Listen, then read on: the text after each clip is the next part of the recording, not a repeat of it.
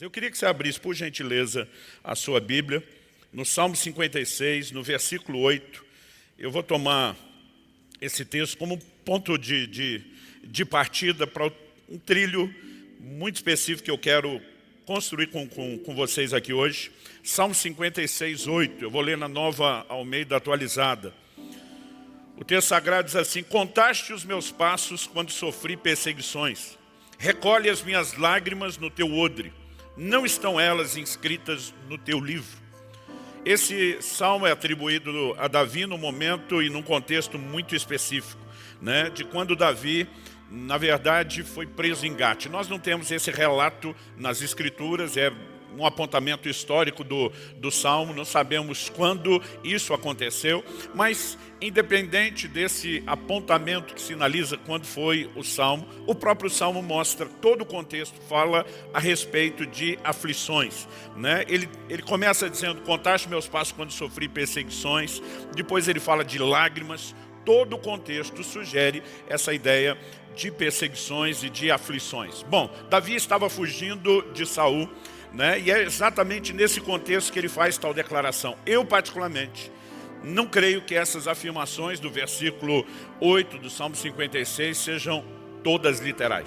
Quando ele diz: contaste os meus passos, né? Deus não precisa contar os nossos passos. Ele, como Deus onisciente, que conhece todas as coisas, um Deus presciente, que conhece tudo antecipadamente, já sabe todos os passos que você vai dar na vida, sem necessidade de contá-los.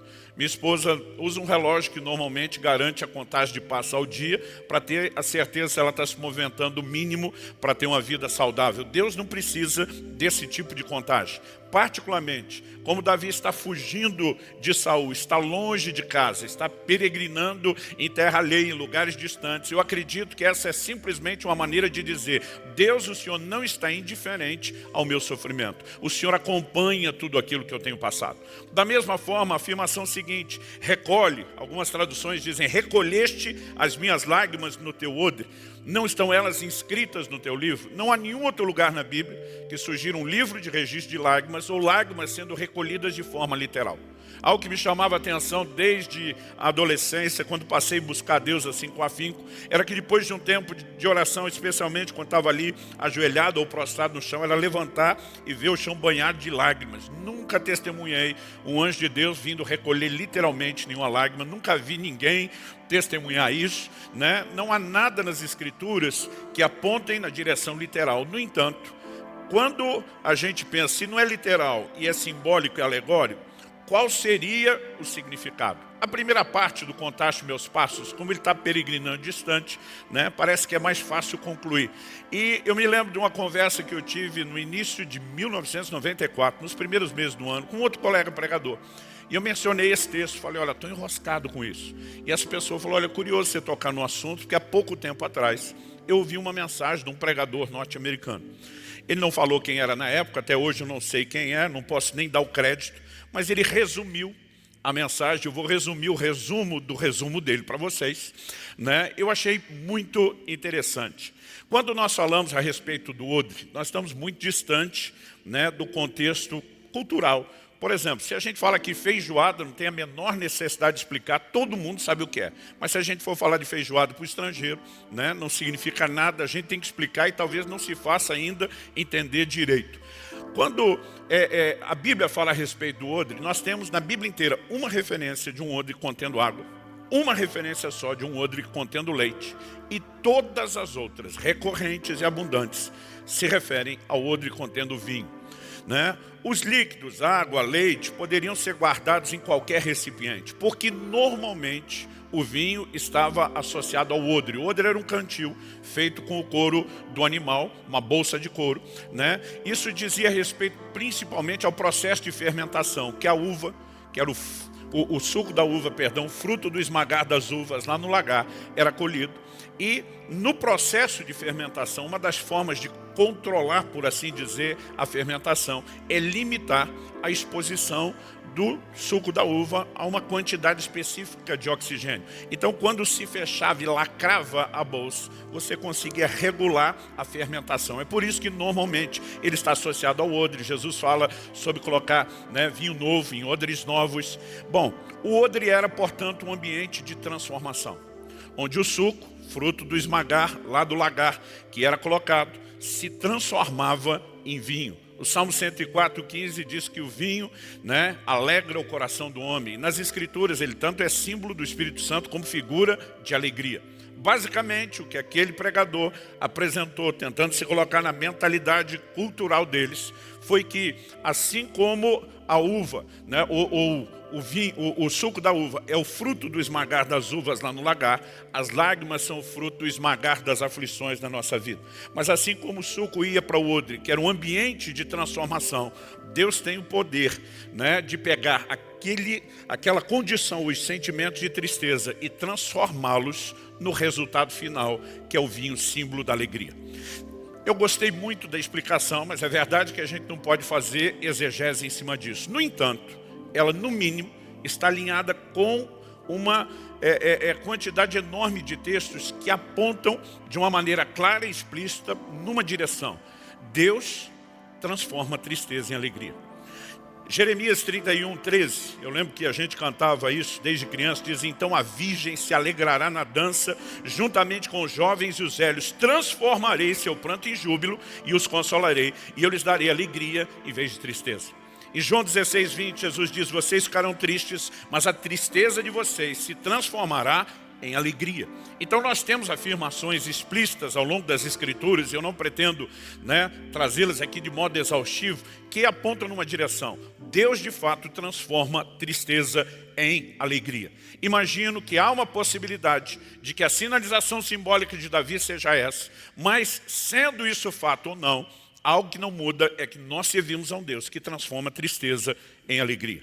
Aliás, o poder consolador do Evangelho precisa ser destacado de uma maneira muito especial no tempo em que nós vivemos. Quando Jesus se levanta em Nazaré, a cidade onde foi criado, e lê o livro, o rolo do profeta Isaías, a Bíblia diz que ele localiza uma passagem em particular, que é Isaías 61. Vou resumir aqui os versos 1 a 3. Diz: o Espírito do Senhor Deus está sobre mim, porque o Senhor me ungiu para pregar boas novas aos pobres, enviou-me a curar os quebrantados de coração. Muitas vezes nós enfatizamos muito o ministério de cura física de Jesus, e não estou dizendo que não deva, mas acabamos não enfatizando tanto essa promessa: eu vim curar quebrantados de coração, gente ferida por dentro, a consolar todos os que choram.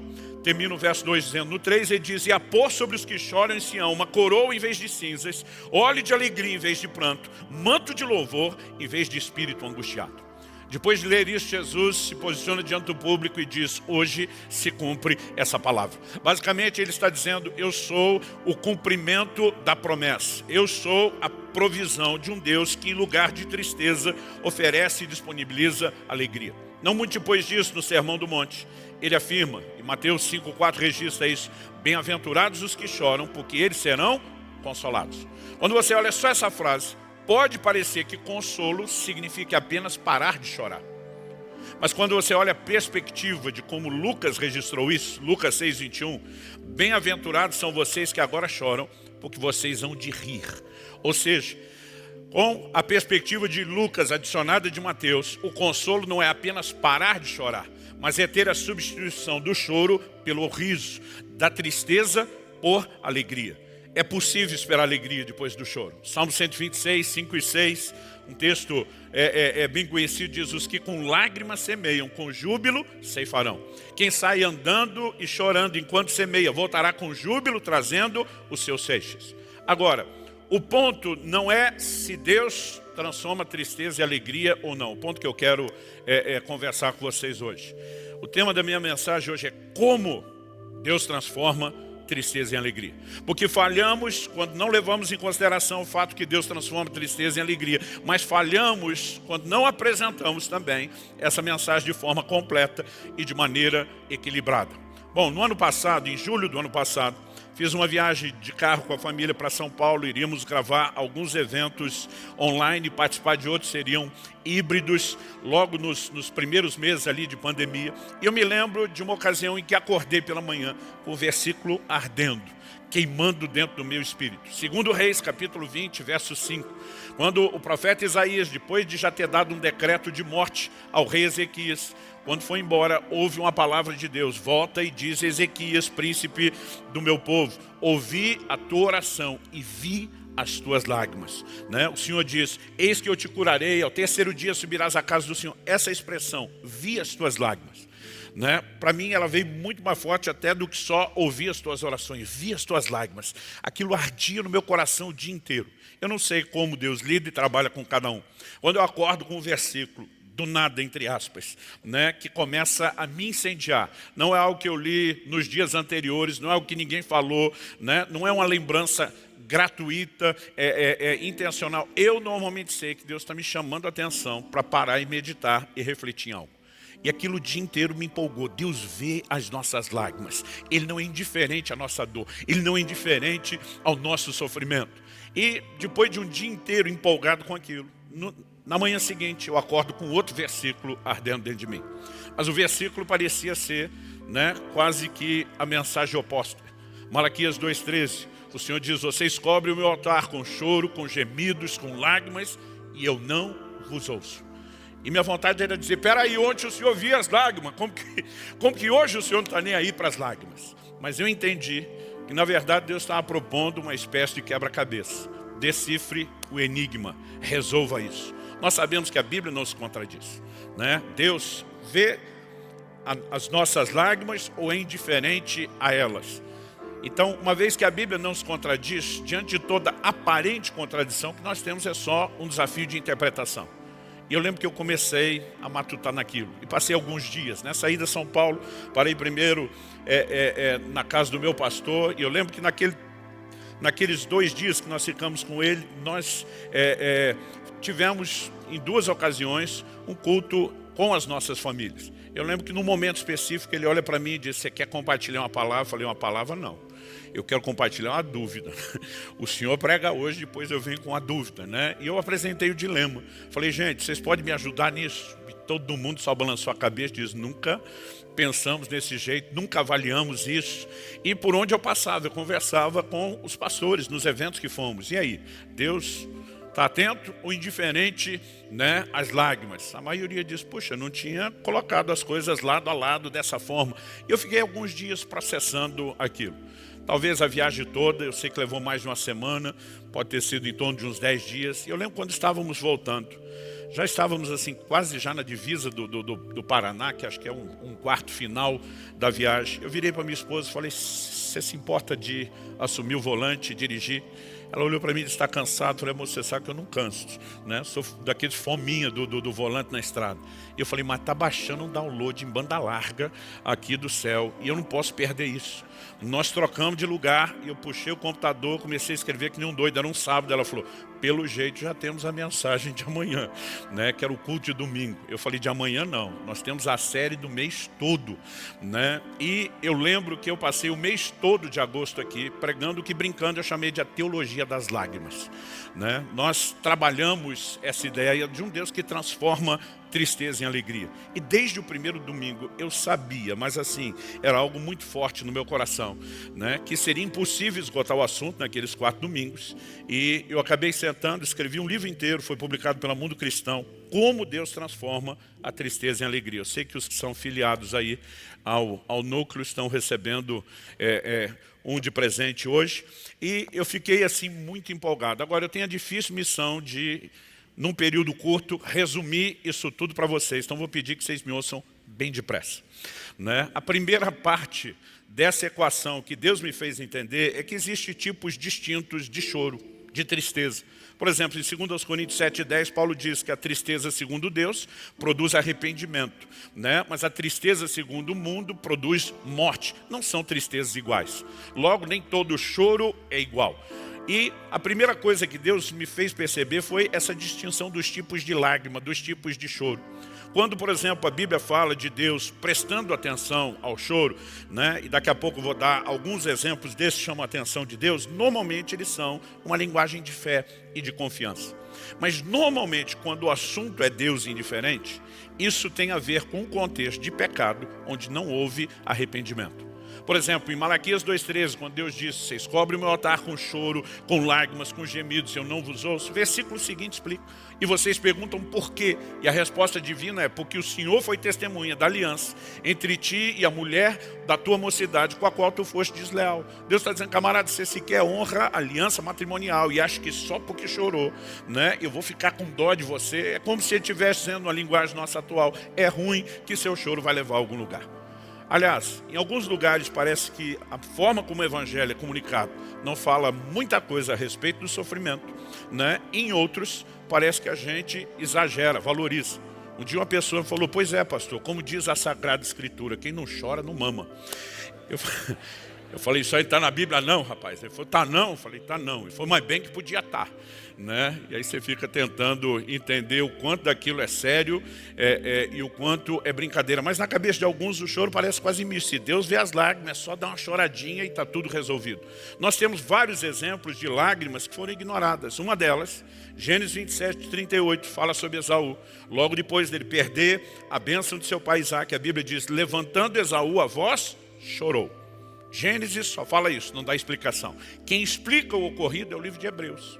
Em Hebreus 12:16, a Bíblia diz: nós não podemos ser devassos, né, profanos, como Esaú, que vendeu o direito de primogenitura por um prato de lentilha. E no verso seguinte, o 17 de Hebreus 12, a Bíblia diz: pois sabeis também que, posteriormente, querendo herdar a bênção, foi rejeitado, pois não achou lugar de arrependimento, embora com lágrimas o tivesse buscado. Onde existe lágrimas sem arrependimento, você não vai ver nenhum tipo de intervenção divina. Por quê? O pecado é a causa de toda dor, sofrimento, choro e lágrimas, né? Tudo isso entra por meio da mesma porta, que é o pecado. Seria muita inocência acreditarmos que o homem, brincando com a causa do sofrimento, pode viver sem nenhum arrependimento o consolo e a intervenção de Deus. Então, acredito que o primeiro passo é que a gente consiga distinguir não só os tipos de choro ou de tristeza, mas também, como eu vou falar daqui a pouco, os tipos distintos de alegria. Por exemplo, eu acho que quando mexemos nesse assunto de Deus, muitas vezes não se importar com esse choro sem arrependimento, a gente pode fazer a distinção do que alguém chorar a essência do problema ou chorar apenas a consequência, quando falamos em termos de pecado. Por exemplo, Saul é confrontado por Samuel a respeito de perder o reino. Ele não demonstra nenhum sinal de arrependimento diante de Deus. Só quando Samuel vai sair, ele agarra e diz: você não vai a lugar nenhum.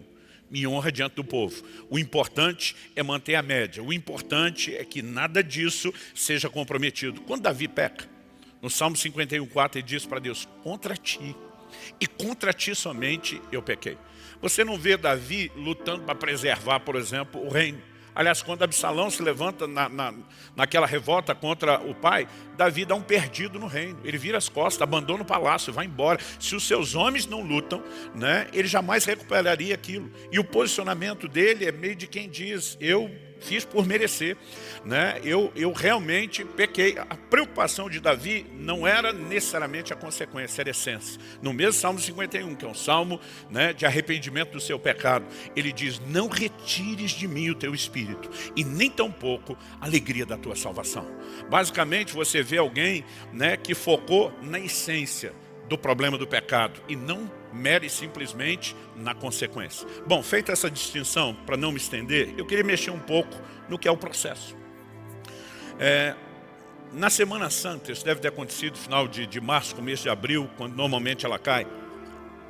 Na Semana Santa de 2006, eu tinha mudado para Curitiba em 2005, nós fizemos um evento, a igreja estava começando, juntamos várias das nossas igrejas, do pessoal ligado conosco, para dar quórum e fazer um evento junto. Fomos para um centro de retiro, trouxemos vários preletores amigos, e me lembro de um amigo especial que me abençoa muito, que estava ministrando, o pastor Marcelo Jamal. Normalmente, quando ele fala, ele tem uma linha de raciocínio assim, muito coerente, não costuma desviar do trilho. Mas ele deu o que eu chamaria de um deslize profético. Você vê que o camarada sabe que o trilho é esse, mas que ele sente a necessidade de dar uma saída naquele momento. E de repente ele começa a falar do Salmo 35, né, que diz: porque a sua ira dura só um momento, mas o seu favor dura a vida inteira. Daí ele afirma: o choro pode durar uma noite, mas a alegria vem pela manhã. E ele diz: gente, vou sair um pouco do assunto porque eu preciso falar isso. Ele diz: o que significa o choro pode durar uma noite? Ele falou: o choro tem prazo de validade. Mas será que essa afirmação é literal? Ele disse, se fosse, todo mundo teria seus problemas resolvidos em no máximo 24 horas. Ele falou, mas a própria Bíblia fala de gente que chorou muitos dias. Então a pergunta é, se isso não é literal, o que é que simboliza, o que é que significa? E basicamente, ele resumiu da seguinte forma, ele falou, a noite é o ambiente das trevas, o amanhecer é o momento da mudança que traz a chegada da luz. Ele diz, o choro ou a tristeza prevalece no ambiente de trevas, enquanto a alegria entra quando a luz chega. Trevas na Bíblia fala de ignorância, luz fala de revelação. Por exemplo, em Efésios 1, Paulo diz que sejam iluminados os olhos do vosso entendimento quando ele ora por espírito de revelação. Mas no capítulo 4, ele fala a respeito de não ser como os gentios. Aí ele diz assim, separados da vida de Deus, por causa da ignorância que há neles, entenebrecidos, trevas, no seu entendimento. Então ele diz, nós precisamos entender isso, que a revelação da palavra é que tem o poder de produzir mudança. Eu lembro que eu sentado, estou olhando aqui e pensei, uau, esse é um assunto interessante. Ele parou e falou, bom, estou falando disso só como profeta, já vou voltar no meu trilho. Ele aponta o dedo para mim na frente de todo mundo e diz, mas quem vai escrever um livro inteiro a respeito do assunto é você. Eu pensei, eu não sabia nem esse negócio que você está falando e agora eu tenho que escrever um livro só porque o meu ministério é isso. Não levei aquilo muito a sério. Depois ele falou, cara, é sério, eu estou te liberando uma palavra. Eu esqueci completamente disso. Só me lembrei em setembro do ano passado, quando terminei de escrever o livro. E o Espírito Santo me fez lembrar disso de uma forma nítida e falou, eu quero que você leve luz ao coração das pessoas, né? Eu quero que você comunique a palavra. Então, a segunda coisa, depois de distinguir os tipos de choro, para mim é tentar estabelecer aqui um resumo da necessidade que a gente compreenda o processo. Como eu disse antes, que Deus transforma tristeza em alegria é bíblico, é fato. Agora, como isso acontece, é algo que eu e você precisamos de fato entender. Por que que Deus não pode intervir, por exemplo, no choro onde há pecado sem arrependimento, né? É a revelação, é a compreensão da palavra que normalmente leva o homem ao arrependimento que gera mudança, né? Sem ela não haverá intervenção. Mas entendendo isso, eu acredito que nós podemos entender que, na perspectiva do crente, o choro não precisa necessariamente ser uma conformação com a dor, né? Com uma circunstância difícil, até mesmo com uma situação, né? Que nós interpretaríamos e rotularíamos de derrota. Ele pode muitas vezes ser o reconhecimento da nossa insuficiência, mas a expressão da nossa confiança no Deus que é todo suficiente. Então quando você vê o rei Ezequias, por exemplo, chorando, ele não está apenas lamentando a notícia, é só você ver a oração dele. Ele diz para Deus, o Senhor sabe que eu andei diante de ti, com o coração íntegro, né? Ele se posiciona dizendo, eu não posso reverter esse quadro, mas o Senhor pode. E por causa dessa linguagem de fé, porque não é apenas o choro pelo choro, ele recebe um milagre. Nós podemos falar de Ana, né? A mãe de Samuel, chorando diante do Senhor a ponto de Eli inicialmente interpretá-la, tê-la como embriagada. Mas ela sai de lá com o que nós podemos classificar de uma palavra profética de Eli, que o Senhor te conceda a petição que fizeste, e aquela circunstância foi mudada. A gente poderia estar aqui, Davi, 1 Samuel 30, quando chega com seus homens em Ziclag, descobre que a cidade foi destruída, queimada, mulheres e filhos foram levados cativos. A Bíblia diz no versículo 4 de 1 Samuel 30, que Davi e os seus homens choraram até não ter mais força para chorar. Uma coisa é você parar de chorar porque foi consolado, a outra é parar de chorar porque não aguenta mais continuar chorando. Naquele ambiente de desespero, onde parecia que a coisa não podia ficar pior, os homens começam a olhar para Davi e falar em apedrejá-lo. Porque você que é pastor sabe, a culpa sempre é do líder. Se deu certo, todos nós fizemos. Se deu errado, é o líder. E a turma começa lá em apedrejar Davi. Nesse momento, Davi teve que despertar. O verso 6 diz, Davi, porém, se fortaleceu no Senhor seu Deus. E esse é o ponto de virada. Aliás, eu acho interessante que Davi faz duas perguntas a Deus, né? Senhor, devo perseguir os amalequitas? A segunda é, vou alcançá-los? Porque mesmo que Deus diga assim, você deve perseguir, poderia mera, né, e simplesmente ser uma busca muito indefinida para eles, porque eles estavam com 3 dias na dianteira. Mas a pergunta que Davi não fez foi a terceira resposta que Deus deu. Deus disse, você deve persegui-los, você vai alcançá-los. Talvez ele não chegou a fazer a pergunta porque estava receoso, mas Deus se antecipa e diz, e tudo e a todos vocês vão recuperar. Né? Aquilo poderia ser só uma missão de vingança, mas Deus está dizendo, não, haverá restituição. E o texto compartilha aquilo que Deus fez. Ou seja, nós sabemos que muitas vezes, nesse ambiente de lágrimas, nós podemos provocar mudanças nas circunstâncias. E não podemos negar tanto o fato bíblico como a possibilidade de viver isso nos nossos dias. Porque Deus não foi um Deus de milagres, Ele continua sendo um Deus de intervenções, Ele é o mesmo, Ele não muda, nele não há mudança nem sombra de variação. Hebreus 13:8 diz, Jesus Cristo é o mesmo, ontem, hoje, será para todo sempre, e nós vamos sustentar essa mensagem. No entanto, se nós formos honestos com a Bíblia, nós não podemos dizer que a única forma de Deus mudar, né, tristeza em alegria, seja apenas mudando circunstâncias. É lógico que quando muda a circunstância, Ele pode mudar aquilo que nos entristece, substituindo por algo que nos alegra. Mas se nós formos honestos, às vezes a mudança pode acontecer do lado de fora, nas circunstâncias. Ou às vezes a mudança pode acontecer do lado de dentro, independente ou independentemente das circunstâncias. E talvez o melhor exemplo que a gente possa citar diga respeito ao próprio Cristo. Eu durante muitas vezes recebi o questionamento, o que significa Jesus dizer lá no Getsêmani, quando Ele está orando, passa de mim esse cálice? Eu digo às pessoas, olha, no ensino do próprio Jesus, cálice fala de sofrimento. Né? Ele está na iminência de enfrentar a sua morte. É evidente que o assunto em questão é esse. Mas quem fala disso com clareza é o livro de Hebreus. Em Hebreus, no capítulo 5, dos versículos 7 a 9, a Bíblia diz assim, Ele, Jesus, nos dias da sua carne, logicamente isso indica não só a linha cronológica quando aconteceu, mas está destacando a humanidade de Jesus, Jesus como homem. Ele, Jesus, nos dias da sua carne, tendo oferecido, com forte clamor e lágrimas, orações e súplicas a quem o podia livrar da morte. Né? Hebreus interpreta que o clamor de Jesus dizia respeito a ser livre da morte.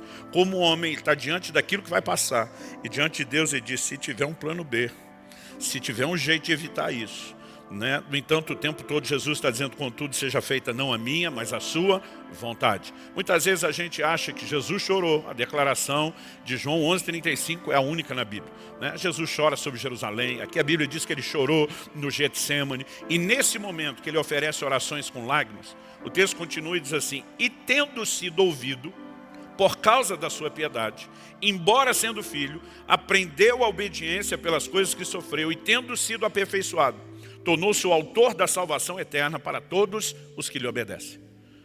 Orou com lágrimas, foi ouvido, mas a pergunta é, Deus mudou a circunstância? Não. Onde a mudança se deu? Do lado de dentro. Eu lembro que na minha adolescência, a primeira vez que eu prestei atenção nesse versículo, que ele aprendeu obediência, eu fiquei revoltado, falei, deve ter alguma coisa errada aqui. Fui falar com meu pai, que era um estudioso da Bíblia, falei, como que aprendeu obediência? Ele sempre foi obediente, a Bíblia diz que ele nunca pecou. Meu pai olha para mim e diz, filho, a Bíblia não está dizendo que ele aprendeu a obediência do zero. A Bíblia está sugerindo que ele aprendeu o último, o mais expressivo nível de obediência. Isso faz sentido quando você olha Filipenses 2. Subsistindo na forma de Deus, não teve ser igual a Deus como algo ao qual deveria se prender, mas esvaziou-se de si mesmo, assumiu a forma humana e como homem foi obediente até a morte. Esse é o último, o mais profundo nível da obediência. E a Bíblia diz que como homem, ele aprendeu obediência. O texto diz que ele foi aperfeiçoado. Né? Nós precisamos entender que nem sempre Deus vai mudar as circunstâncias. Em alguns momentos ele pode nos mudar independente das circunstâncias. Agora não é uma coisa ou outra. Porque eu vejo alguns pregando o evangelho, parece que Deus só muda as circunstâncias. Eu vejo outros, parece que Deus muda nunca. Né? Parece que Deus só nos muda. Não é um ou outro. É tanto um como o outro. Né? Eu já tive circunstâncias onde orei, Deus não mudou a circunstância, Ele me mudou no meio delas. Mas tempos depois Ele acabou mudando a própria circunstância, depois de me ter mudado. Então não é nem a questão de pode ser esse, pode ser aquele, temos que levar os dois em consideração. Às vezes Deus pode fazer até as duas coisas, mas nós precisamos enxergar as duas possibilidades para ser honesto com as Escrituras. Que Deus pode mudar a circunstância e dessa maneira mudar o nosso ânimo é indiscutível. Quando o texto que eu citei no início de João 16:20, Jesus estava falando sobre sua morte. Ele diz, em verdade lhes digo que vocês vão chorar e se lamentar, mas o mundo se alegrará. Ele estava falando de uma circunstância, sua morte. Vocês ficarão tristes, mas a tristeza de vocês se transformará em alegria. Jesus está dizendo, a circunstância vai mudar. No terceiro dia eu vou ressuscitar. E aquilo que era motivo de tristeza será substituído por motivo de alegria. Porque Deus muda circunstâncias. Mas como eu disse, dizer que essa é a única mudança que ele efetua seria injusto, incompleto, incoerente com as Escrituras. O cântico de Abacuque 3, de 17 a 19, né? Quando ele diz, ainda que a figueira não floresça, nem haja fruto na vide, que o produto da oliveira minta, que os campos não produzam mantimento, né? Que nos currais não haja gado, que o rebanho seja exterminado da malhada, numa época em que toda a economia girava em torno da agropecuária.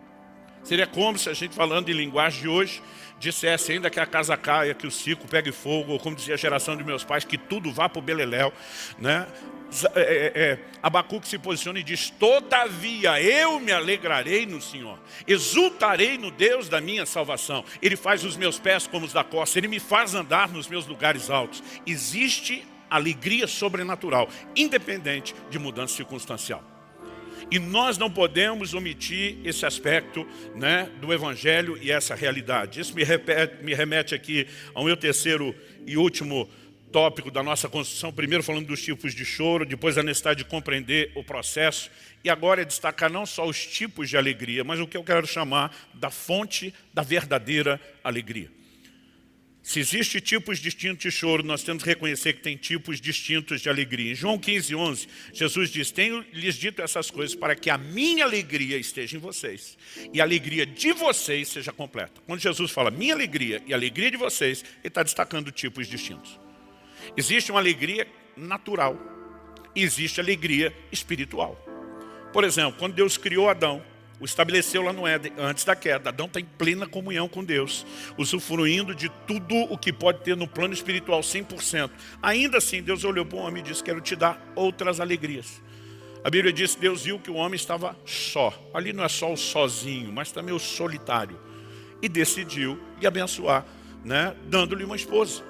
Deus também disse, olha, vocês podem comer de todas as aves do jardim, menos daquela. Eu fico pensando, não sei se eu estou advogando aqui o time dos empolgados com a gastronomia, talvez esteja. Mas Deus podia ter feito uma única fruta, de uma única árvore, com uma única cor, cheiro e sabor, e botado todos os nutrientes que a gente precisa. Mas Deus caprichou na variedade. Ele fez todo tipo de cor, de cheiro, de sabor, né? Frutas que vêm na sua devida estação, sazonais. E Deus disse, eu quero dar outras alegrias. Nunca houve problema que o homem tivesse outras alegrias, desde que elas não concorressem com a principal, aquela que emana do Senhor. O problema é quando entra um terceiro tipo que eu vou destacar aqui, né? Que é a falsa e temporária alegria do pecado. Essa nos desconecta da fonte. Essa é a razão pela qual, quando não existe arrependimento, Deus não pode simplesmente dizer, eu te presentei com alegria, mere simplesmente por dó. Aliás, se a gente não entender esse aspecto, não faz nem sentido outras declarações da Bíblia. Tiago, por exemplo, no capítulo 4, diz, converta-se a vossa alegria em tristeza e o vosso riso em pranto. Ele vai no caminho contrário. Né? Em vez de estar dizendo que é para transformar tristeza em alegria, ele fala de transformar alegria em tristeza. Agora, qual o contexto? Pecado. Então, ele está falando da falsa alegria do pecado. Ele diz, enquanto essa alegria estiver aí e não for substituída pela tristeza, segundo Deus, produz arrependimento. Deus não pode pegar esse tipo de tristeza para te dar a verdadeira alegria e não essa. Ali, Tiago já está falando de duas trocas. Mas quando a gente entende essas verdades e começamos a olhar, né, existe alegria natural, existe espiritual. Por exemplo, em setembro do ano passado, Kelly e eu, Kelly minha esposa, ficamos abobados porque entramos na adolescência, né? Nos tornamos avós. Mandei até fazer uma camiseta, você não manda em mim, você não é minha neta. Eu fiquei empolgadíssimo, a gente fica assim, bobos que são avós aí, podem confirmar. Mas isso é uma alegria natural. Um ímpio que não teme a Deus, vira avô, vai ter alegria. Talvez não tenha a consciência que nós temos, a bênção geracional, uma série de outras coisas, mas vai ter alegria, porque algumas alegrias são naturais. Agora, Jesus está dizendo, se a minha alegria tocar e preencher a alegria de vocês, aí sim a de vocês vai ser completa. Agora, por que eu estou dizendo isso? Se a gente pensar só na alegria circunstancial, e Deus muitas vezes vai mudar a circunstância e nos dar esse tipo de alegria, ainda assim nós não estamos falando de alegria plena ou completa. O poder do Evangelho não é mero e simplesmente tocar uma pessoa enferma e trazer saúde, porque mudou a circunstância, deixar todo mundo em volta feliz. O poder do Evangelho vai muito além disso. Também toca essa área, não vamos deixar isso de lado, mas vai muito além disso. O que eu e você precisamos entender é que na vida de quem realmente conhece o Senhor e anda com Ele, a alegria não deveria ser meramente circunstancial. Em Filipenses 4:11, Paulo diz: digo isso não porque esteja necessitado, porque aprendi a viver contente em toda e qualquer situação.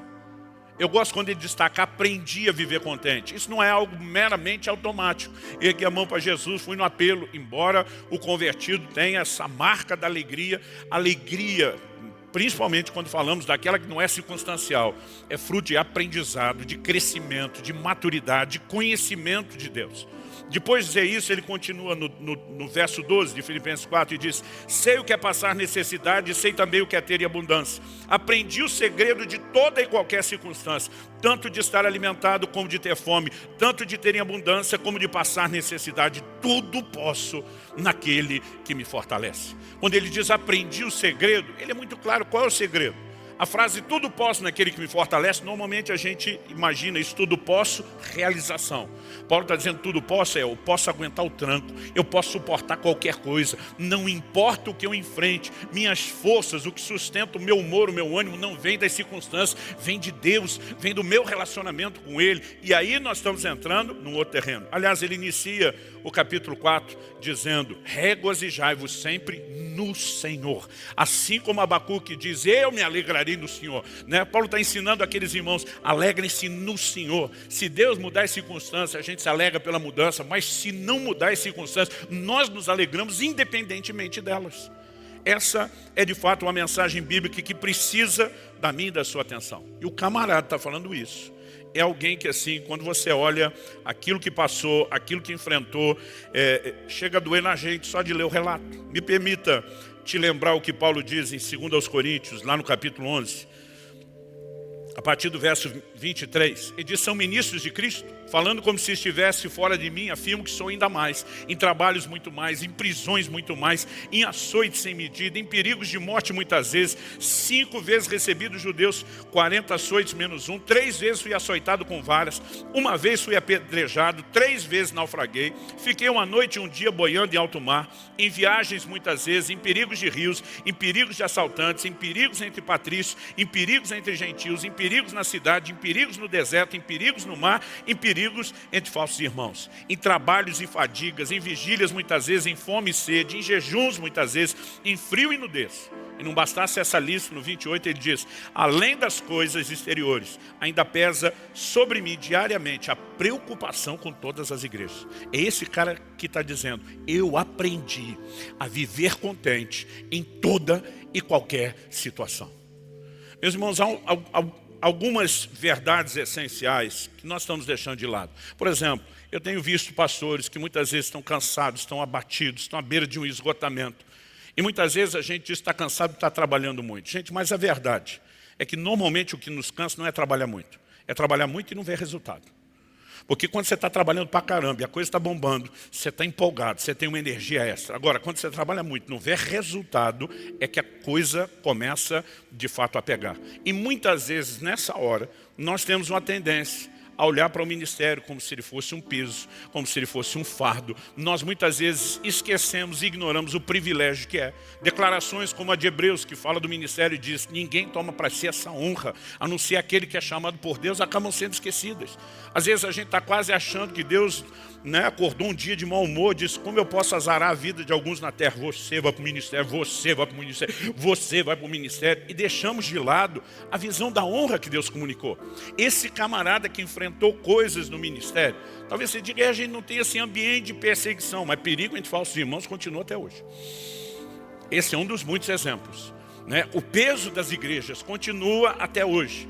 Esse camarada está dizendo, eu aprendi a viver contente em toda e qualquer situação. Além de não olhar para o ministério como se fosse algo errado ou negativo, ele está dizendo, minha fonte de alegria não é circunstancial. Em Romanos 8,18, Paulo diz, as aflições do tempo presente não podem se comparar com a glória que em nós há de ser manifesto. E 2 Coríntios 4,17, ele diz, a leve e momentânea tribulação. Meu irmão, se uma lista dessa é chamado de leve e momentânea. O que ele está comparando? Ele diz, não pode se comparar com o peso da glória. Ele está usando a figura, a alegoria da balança romana, 2 pratos. Ele diz, bota num prato toda essa lista de aflições. Ele falou, o prato sobe, é leve. Por quê? No outro tem peso de glória. E a glória pesa mais do que qualquer circunstância difícil, do que qualquer dificuldade que a gente enfrente. É por isso que você olha para esses apóstolos e vê que esses camaradas eram imparáveis. E mesmo em circunstâncias de perseguição, o tempo todo, a Bíblia está falando de alegria. Atos 5:41 diz, eles se retiraram do Sinédrio muito alegres por terem sido considerados dignos de sofrer afronta por esse nome.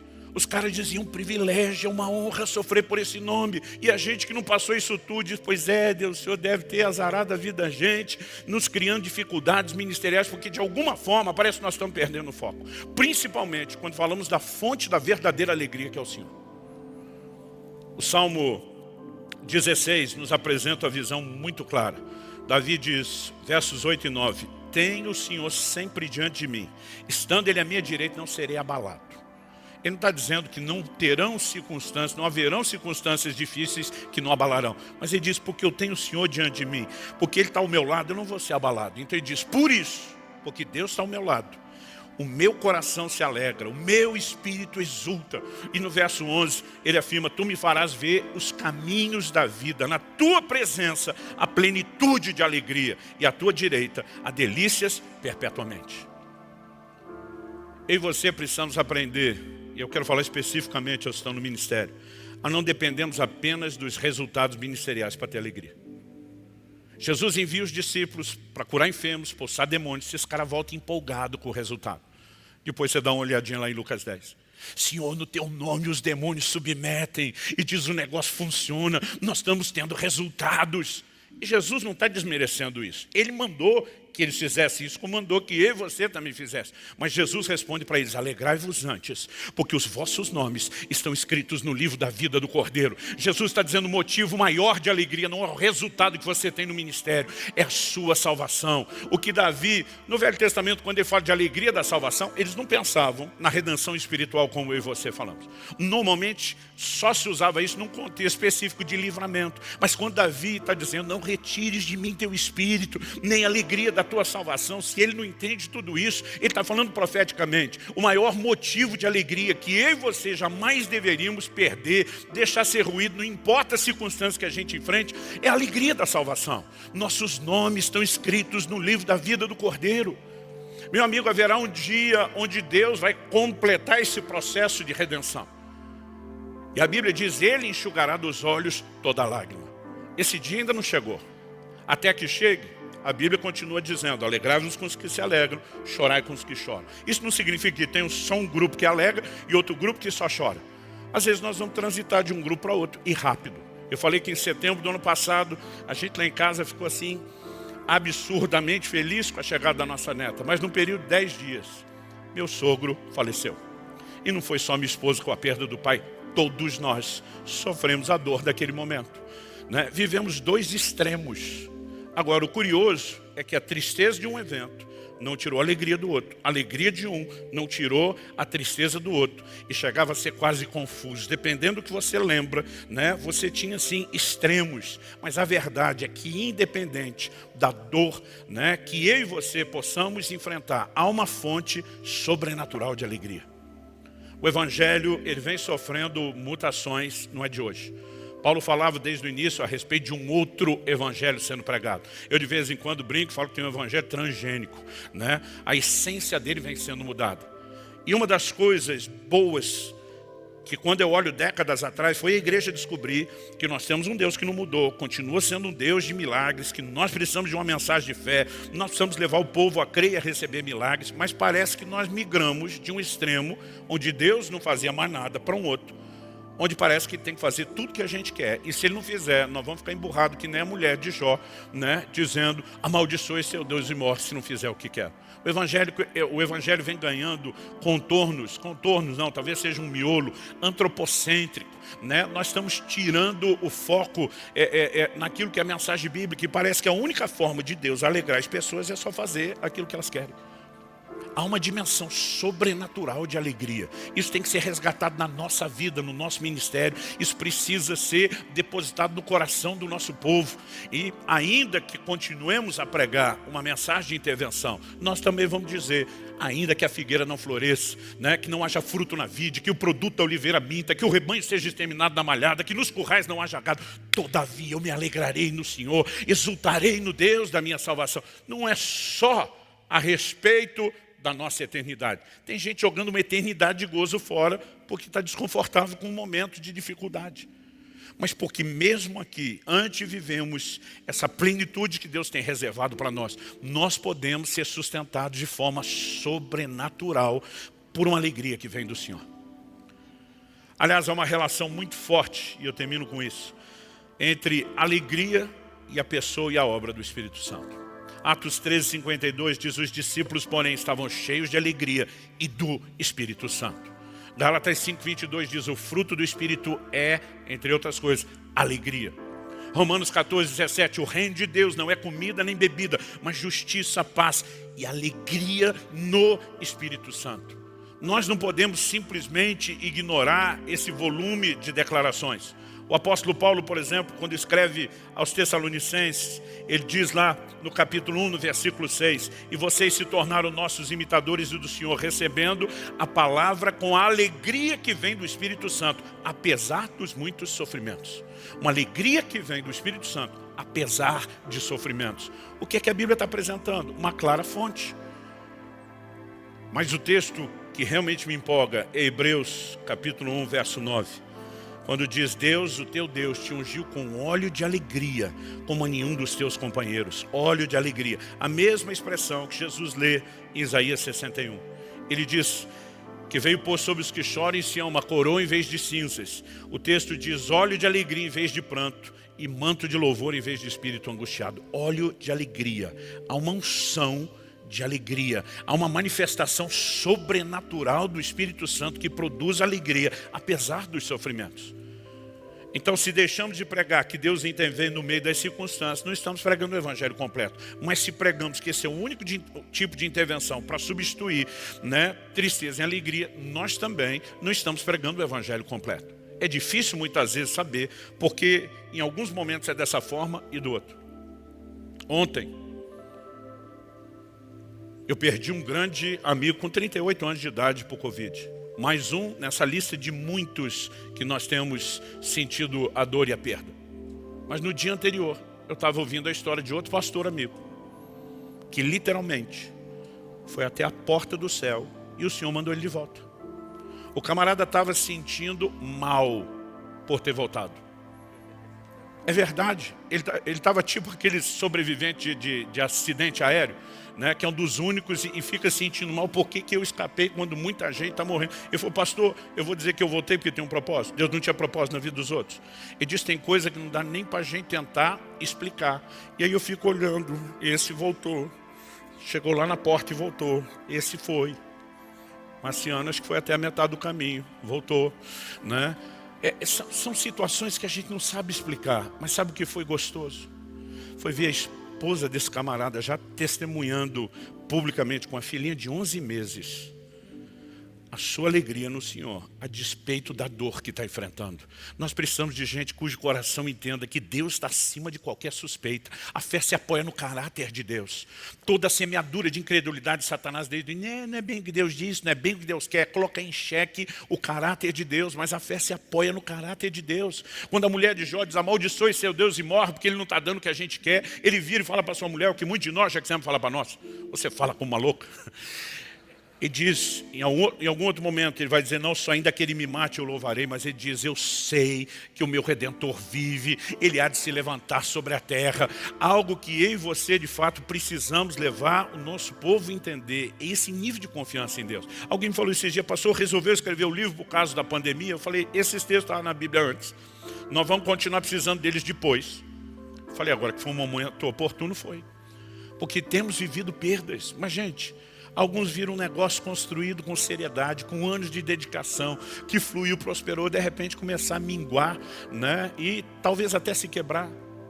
Teve gente enfrentando situações difíceis. Um falou, pastor, a pandemia está acabando com o meu casamento. Eu falei, negativo, ela só está mostrando como estava e você não tinha tempo para enxergar. Mas ainda assim, tivemos muitas perdas nessa área. A pior de todas as perdas, vidas humanas. Mas eu e você precisamos levar o nosso povo e nós mesmos a ter uma mentalidade, né, de que existe muito mais do que alegria circunstancial. Quantos de nós já tivemos que lidar com gente que foi séria, fiel a Deus, dedicada a um casamento e viu um outro cônjuge perder o juízo, fazer uso do seu livre-arbítrio para chutar o balde, a fé, a família e desistir de tudo. Mas às vezes você vê gente numa hora dessa implodir, como quem diz, não existe mais razão para viver. Quando alguém age dessa forma, está demonstrando que não entendeu que existe algo muito maior do que as circunstâncias, por mais dolorosas que sejam. E talvez nunca haverá fé suficiente no coração do povo se nós não pregarmos essa mensagem de forma recorrente, uma vez que a fé vem por ouvir e ouvir a palavra de Deus. Eu quero te encorajar, são dias de desafios, mas se nós lembrarmos na história, muitos de nós como igreja temos enfrentado dificuldades, além da dor que os pastores estão carregando, de perda de vidas, de ver os problemas que as pessoas estão enfrentando, dificuldades que a maioria das igrejas estão enfrentando. Eu só quero terminar te lembrando de uma coisa: nunca em 2000 anos e pouco de história da igreja, a igreja emergiu mais fraca de uma crise, nunca, e agora não vai ser a primeira vez. Há um futuro, há uma esperança, né? E nós não vamos nos alegrar apenas quando a coisa mudar, pela certeza de que é um Deus que nos sustenta antes e depois da mudança. Nós podemos viver alegria sobrenatural. Eu queria que você ficasse em pé para parecer que está acabando e que a gente tivesse um tempo junto de oração.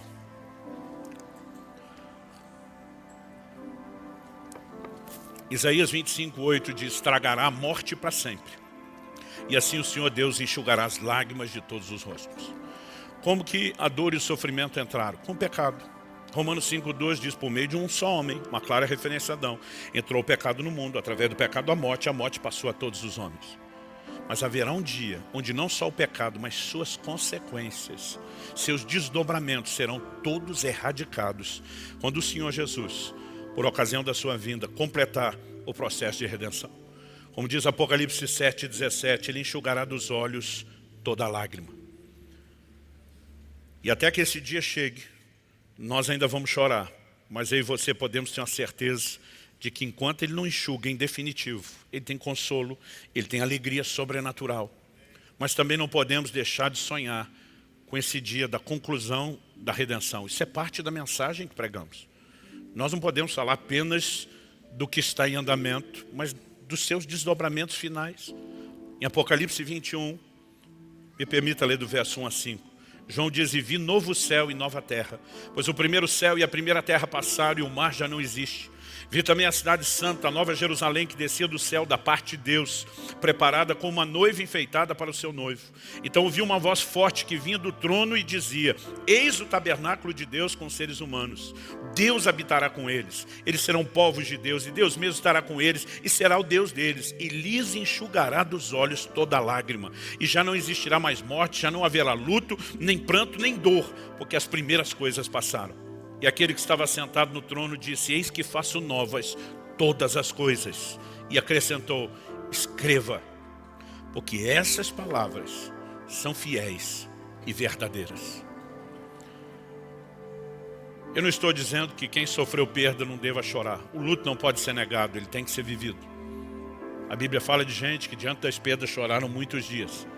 Mas a mesma Bíblia fala de gente confortando essas pessoas, fala de uma capacidade de superação, porque em algum momento essa etapa precisa ser completada, ela não pode ser pulada, mas ela precisa ser finalizada. Eu não estou dizendo que não vai ter choro na vida do crente em momento nenhum, mas eu estou aqui advogando que o choro não deve ser ato contínuo na nossa vida.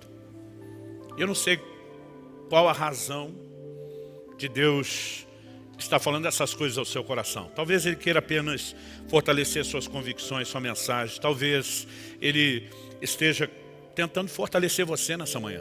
Temos vivido momentos difíceis. Para alguns, muito mais do que para outros. Um dia desse estávamos um grupo de pastores e começou aquela sessão de lamento. Rapaz, aqui está difícil, aqui não sei o quê. Aí um falou, rapaz, eu não. Minha igreja cresceu na pandemia, prosperou, olhei para a vizinha. Diminui a sua história, agora não é hora. Vamos levantar os outros, meu amigo. Há muitas razões pelas quais as coisas acontecem de forma diferente, e eu não sou desse que tenta espiritualizar tudo. A questão é, independente da gente entender as razões ou não, dói do mesmo jeito. E eu creio que Deus quer derramar consolo sobrenatural no meio e no seu coração. Nós precisamos voltar a viver a alegria da salvação. Eu sei que tem gente dando problema, e acredite, vai continuar assim para sempre. O próprio Jesus se aborreceu disso, olha para os discípulos e diz: até quando vos sofrerei? Se Jesus que é Jesus, eu não sei como que você lê isso, eu leio mais ou menos assim: por quanto tempo mais eu tenho que aguentar os seus cabeção? Se Jesus que é Jesus, como um homem externo a esse nível de sentimento, até quando vos sofrerei? A pergunta é: e nós? A questão não é se a gente sente isso no processo, é se isso domina a gente ou não. E nós precisamos aprender a ir ao Senhor e nos fortalecer diante dEle. E se Ele não vai mudar as circunstâncias, a gente então tem que ser aperfeiçoado diante dEle. Tudo será resolvido diante dEle. Eu creio que nessa manhã a graça de Deus sendo derramada sobre nós, a consolo sobrenatural. Deus ainda é o Deus de toda consolação. O Espírito Santo ainda é o Consolador. E falando nas palavras do profeta da antiga aliança, ainda bálsamo e Gileade. Eu queria que você falasse com Deus por um instante, do seu jeito, da sua maneira, pedir para você ficar em pé, por hábito, para sinalizar que está terminando. Você ora como você achar melhor, em pé, sentado, de joelho, em voz alta, em voz baixa. Mas eu queria que você realmente orasse não só por protocolo de finalização. Eu queria que você se expusesse mesmo ao Senhor. Eu quero orar por você, mas você não precisa ouvir minha oração, você pode fazer a sua. Pai, a tua palavra foi pregada. Mas se o teu espírito não trouxer entendimento espiritual, não vivificá-la, não trouxer aquela aplicação personalizada que só o Senhor pode fazer, terá sido só um discurso. Nós oramos por mais do que isso nessa manhã. Eu coloco diante de Ti, teus servos e servas, que têm se dedicado no trabalho do avanço do Teu reino e que têm enfrentado dores pessoais, dores ministeriais. Senhor, nós não estamos aqui para dizer que isso não vai se repetir nem acontecer, mas estamos aqui para nos lembrar que independente das circunstâncias que enfrentemos, existe alegria sobrenatural, não só a alegria da salvação, existe o fortalecimento que vem do Senhor. E nessa hora nós clamamos: estende a tua mão, manifesta a tua graça, libera o poder do teu Espírito Santo sobre a vida de cada um de nós. Nós queremos viver a alegria completa. Alegria que emana do Senhor, alegria que preenche, supera e vai além de qualquer alegria humana ou natural. Mesmo a alegria da salvação. Parece que muitas vezes vivemos pregando o evangelho da salvação e deixamos de nos regozijar nisso. Pai, nós oramos por um resgate dessa consciência, dessa visão, desse entendimento. Sopra sobre nós nessa manhã. Estende a tua mão, fortalece cada um dos meus irmãos e irmãs. Eu oro por cada família aqui representada por cada um deles. Eu oro por cada igreja local representada por cada um deles. Nós oramos por dias, ó Deus, onde ainda que haja tanta dificuldade do lado de fora, possamos viver esse sopro, essa manifestação poderosa, gloriosa, sobrenatural do céu nas nossas vidas. Em nome de Jesus. Em nome de Jesus. E para a glória de Deus. Que mesmo depois dessa reunião terminar, que aquilo que o Senhor começou a fazer e a falar se estenda, se aprofunde. É o nosso clamor em nome de Jesus. Em nome de Jesus. Amém. Amém. Glória a Deus, glória a Jesus. Se esta mensagem falou com você, lembre-se, Deus age enquanto você descansa nele. A espera é parte do processo.